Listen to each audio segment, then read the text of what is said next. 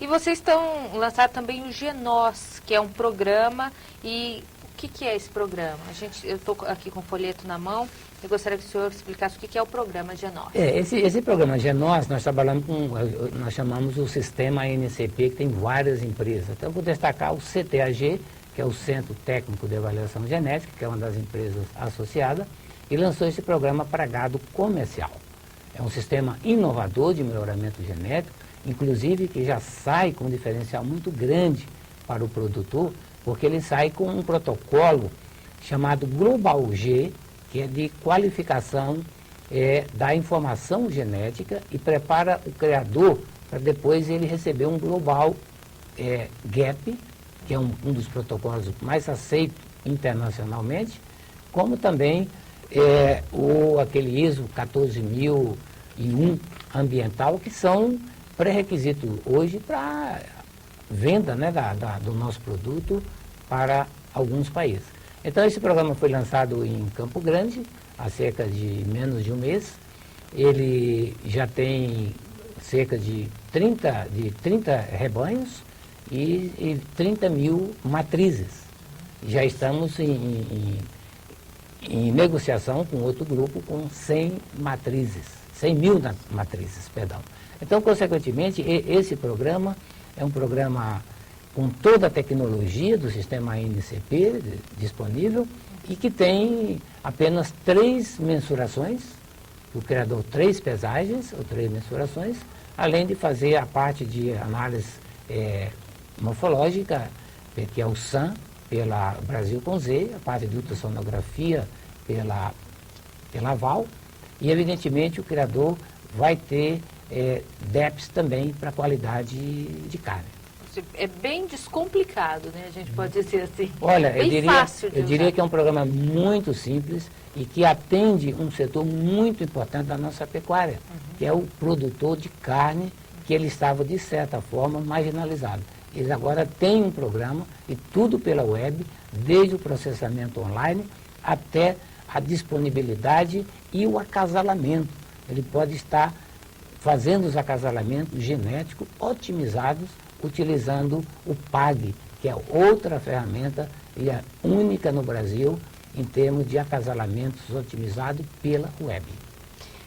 Olha, chegou outra pergunta aqui para o professor, e olha, toda vez que a gente fala de raça Nelore, esse assunto surge no programa, que é o gigantismo, que foi abordado agora mesmo. Eu acho que realmente o pessoal está preocupado com esse assunto. O Aldo da Lastra ligou de Brota, São Paulo, e ele pergunta o seguinte: com relação à resposta que o professor deu à pessoa que mandou um e-mail, né, de Altaneira, sobre o gigantismo do Nelore, por que nas exposições o peso é o principal fator considerado pelos jurados? Está acima de outras características, como funcionalidade, caracterização racial e etc.? Você veja, Altair, né? Aldo. Viu, Aldo? A sua pergunta é muito boa e permite também a gente complementar a resposta anterior. Agora, de certa forma, é difícil para nós responder por que nas exposições o critério peso ainda prevalece. A gente sabe que, voltando um pouco, alguns milhares até de anos, né, inclusive a seleção, ela começou, não como a gente conhece na zootecnia, né, em 1800, mas começou ainda há 3.000 anos atrás, que a gente pode ler isso aí, se você quiser, você pode ler no livro Gênesis, no capítulo 32, Jacó fazendo a seleção de ovelha. E evidentemente que naquela época não tinha balança, era no olho, né? E depois surgiram há muitos anos depois, a balança e o peso passou a ser o parâmetro. Eu tenho certeza que está no momento de ser repensado isso aí, porque o Nelore já atingiu um peso até fora digamos assim, do que seria esperado, né? Por isso que o programa Nelore Brasil, ele gerou essa DEP para peso adulto, que é uma DEP em outros países utilizada com muita intensidade. E que eu sinto ainda que no Brasil ainda não se despertou. Mas com certeza as características funcionais e essas mudanças que estão ocorrendo, a própria ABCZ, ela está aberta, o seu presidente, o Zé Olavo, no ano passado criou a Expogenética, que foi um evento de grande sucesso, que mudou, está mudando toda a pecuária, e esse ano vai ser repetida de novo. Então, consequentemente, são pontos que mostram a evolução que a BCZ está fazendo e, evidentemente, essas mudanças elas vão ocorrendo. A gente sabe que não é fácil, né, a gente proceder mudanças, e ainda mais numa raça que é mais de 80% do nosso rebanho é a raça Nelore, evidentemente que é mais difícil. Mas, com certeza, as características funcionais estão sendo olhadas pelo pessoal da exposição, e nós, do sistema de produção, do melhoramento, da seleção, estamos muito atentos para evitar esses problemas. Porque a raça Nelore, há alguns anos, ela não tinha problema de parto distóxico, e já há uns 10 anos já vem aparecendo os primeiros casos. Então nós devemos realmente monitorar com bastante cuidado. Os criadores, selecionadores, também fazer a sua parte, né, professor? A gente falou bastante da raça Nelore, falamos um pouquinho do Brahma, e não falamos das mudanças do MGT para o Brahma e para o Guzerá, né, professor? Que também é um assunto importante. Duas raças zebuínas também de produção aqui no país. Exatamente. O Guzerá e o Brahma são duas raças que têm crescido bastante, tanto em crescimento numérico, como também na qualidade, né? A gente vê pelos leilões. E a raça Brahma e a Guzerá também, esse ano, tiveram duas novas DEPs, que já mencionamos, a de acabamento de carcaça, qualidade de carne, e a DEP de temperamento. Então também foi para o Guzerá e para o Brahma? Também para o Guzerá e para o Brahma em primeira mão, né, na vanguarda.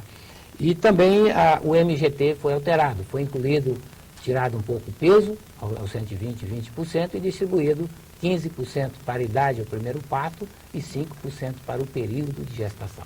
O período de gestação é uma característica muito importante, porque se a gente analisar o período de gestação do zebuíno, que é em torno de 294 dias, e os taurinos, que são cerca de 16 dias anteriormente, a vaca taurina ela leva uma vantagem com relação à zebuína, porque ela tem mais tempo para recuperar o trato reprodutivo dela, né?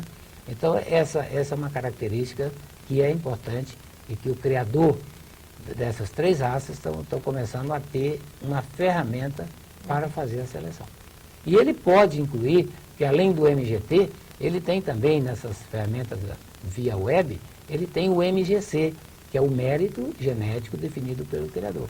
Então, se ele acha que o rebanho dele precisa mais acabamento de carcaça, ele pode incluir acabamento de carcaça, ou incluir mais precocidade sexual, ou incluir mais habilidade materna, e assim por diante. São ferramentas muito importantes. Ok, quero agradecer a sua presença aqui hoje e, então, até a Exposebu, né? O professor que ia viajar para os Estados Unidos não vai mais, né, professor? Por causa da gripe suína. Vai estar na Exposebu? Olha, com certeza, Renata, a gente agradece essa oportunidade. Nós estamos indo para 2 congressos internacionais na área de seleção genômica, muito importante, mas tendo em vista esse problema da gripe suína, né, que é algo muito sério que está acontecendo no mundo, nós recuamos, não vamos permanecer e ir para a Exposebu. E hoje não deu tempo da gente falar sobre seleção genômica, né, um assunto também interessantíssimo. Vou pedir para o senhor voltar mais vezes aqui para a gente falar sobre isso. Olha, com certeza, porque nós estamos já começando a preparar para a gente trabalhar no Programa Nelore Brasil em breve com a seleção genômica. Estamos à disposição. Muito obrigado, Renato. Uma boa tarde. Obrigada. Quem quiser mais informações sobre esse assunto, quiser conversar com o professor Raizildo Lobo, o número do telefone é o 0 operadora 16 3877 3260. 16 é o código, 3877 3260. O e-mail é ancp@ancp.org.br. E agora vamos falar sobre a raça Senepol. Durante essa semana, nós estamos ouvindo depoimento de criadores falando sobre as vantagens da utilização dessa raça. Vamos ver mais um desses depoimentos agora. Acompanhe.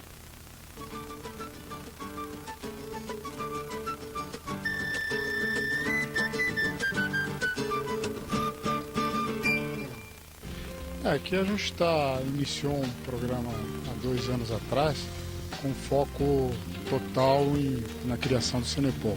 E o desenvolvimento do trabalho que a gente procura é aprimoramento genético.